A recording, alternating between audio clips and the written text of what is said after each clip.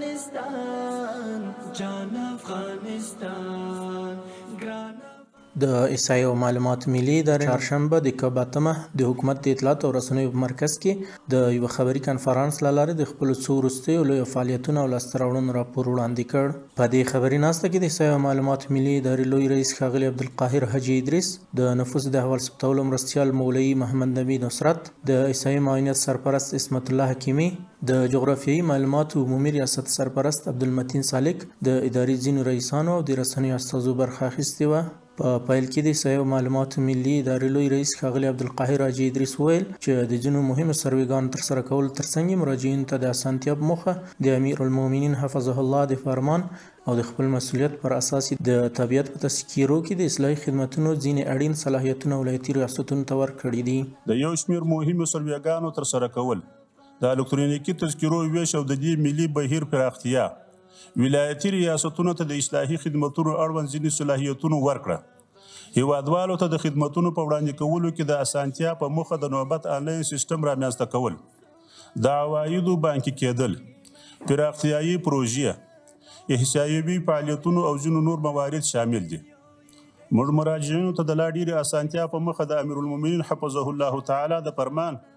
او د خپل مسؤلیت له مخې شاس کال 2-3 مهم او لوی ګامونه واخیستل چې خلکو ته یې له شک پرته ډېر اسانتیاوې برابرې کړي دي. ولایتي ریاستونو ته د صلاحیتونو تفویض، له هغو څخه یو مهمې ولایتي ریاستونو ته د طبیعت تذکیرو د ځینې اصلاحي خدمتونو تفویض و. موږ هڅه وکړه په ځینو مهمو مواردو کې چې خلک پکې ډېره ستونزه لري او د هغه له امله به یې له لرې ولایتونو مرکزي ادارې ته مراجعه کوله، ولایتي ریاستونو ته صلاحیتونه ورکړو څو خلکو ته لا ډېر اسانتیا برابره او هغوی له سرګردانۍ خلاص شي. ښاغلي حاجي ادریس همدارنګه وویل چې په وروستیو کې په هلمند او هرات ولایتونو کې د اسان خدمت مرکزونه پرانیستي دي او په پام کې ده چې په نږدې راتلونکي کې په ننګرهار، بلخ او فراه کې هم یاد مرکزونه پرانیستل شي. نوموړي همدارنګه زیاته کړه چې روان کال یې د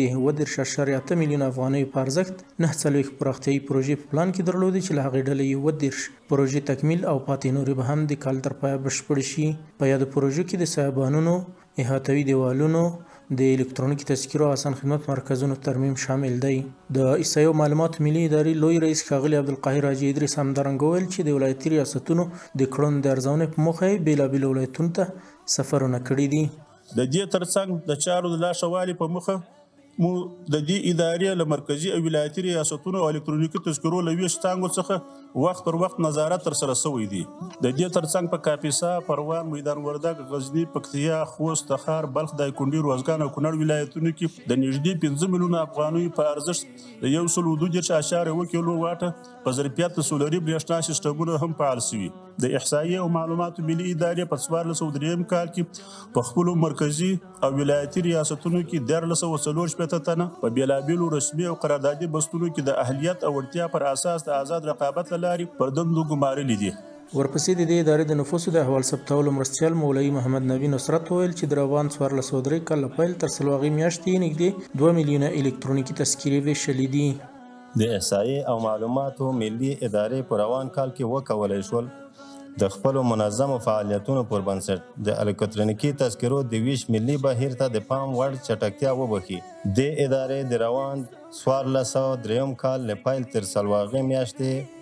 نږدې 2 میلیونه هیوادوالو ته الکترونیکي تذکیرې ویشلی او همدارنګه څه باندې 1,23,000 کسانو ته د دې تذکیرو له ویش وروسته خدمتونه وړاندې کړي دي. ښاغلي نصرت زیاته کړه په ټوله کې د الکترونیکي تذکیرو د ویش بهیر له پیل تر اوسه 15 میلیونه او نږدې 330,000 هیوادوالو ته الکترونیکي تذکیرې ویشل شوي دي چې 9 میلیونه او 320,000 نارینه او 6 میلیونه او 21,000 ښځینه دي. له دې ډلې 9 میلیونه او 201,000 یوازې د اسلامي امارت لا بیا واکمنېدو راهیسې ویشل شوي دي.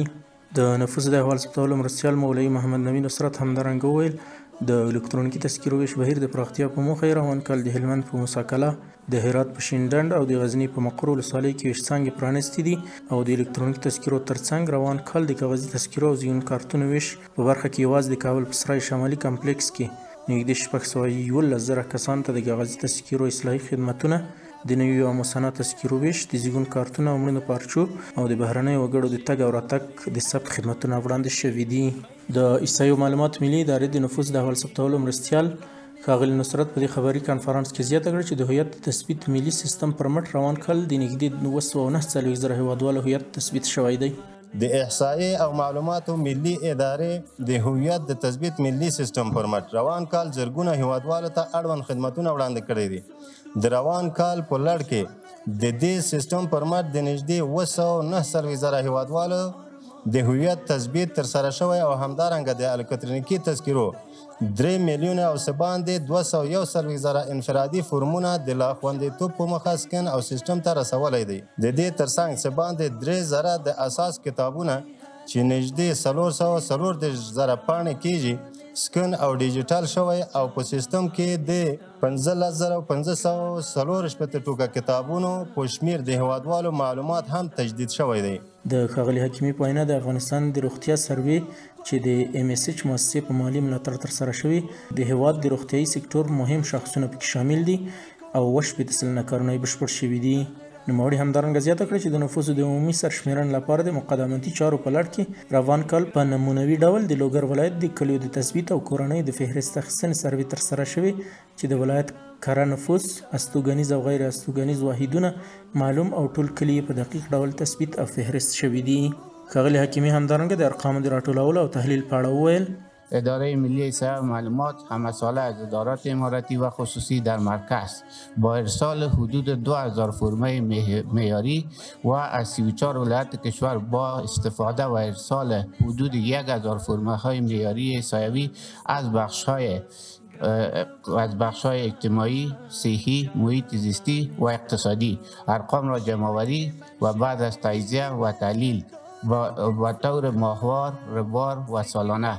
با استفاده از 65 عنوان نشریه‌های احصایوی و زبان‌های دری، پشتو و انگلیسی به نشر می‌سپارد. ورپسې د جغرافیایي معلوماتو عمومي ریاست سرپرست عبدالمتین سالک په روان کال کې د ریموټ سینسینګ ټکنالوژۍ په مرسته د کرنیزو ځمکو د تثبیت او ترسره شویو سروېګانو د یادونې ترڅنګ زیاته کړه. روان 1403 کال کې د هیواد تر کښت لاندې ټوله کرنیزه ځمکه 3 میلیون هکټارو ته رسیږي چې له ډلې یې